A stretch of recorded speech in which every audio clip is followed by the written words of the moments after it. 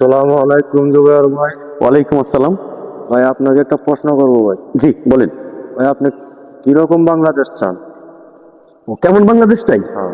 এটা হচ্ছে নর্মালি এদেশের সাধারণ মানুষের যে স্বপ্ন, যে আকাঙ্ক্ষা, যে ইচ্ছা, যে বাংলাদেশটা এইভাবে সাজুক। তার ব্যতিক্রম অবশ্যই আমি না, আমি এমনই একটা বাংলাদেশ চাই। আপনি ব্যক্তিগতভাবে কিরকম চান? আমি পার্সোনালি কেমন চাই সেটা আপনি বোঝানোর চেষ্টা করছেন।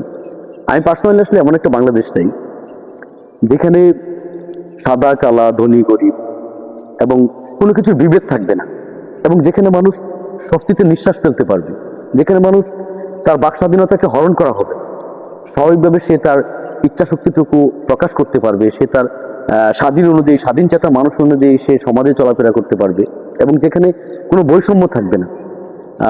আপনি জেনে থাকবেন যে পৃথিবীতে স্রষ্টা যত গোষ্ঠীকে ধ্বংস করেছেন, নামাজ পড়ে না, রোজা রাখে না, এরকম কোনো কারণের জন্য স্রষ্টা কোনো জাতিকে ধ্বংস করেন নাই।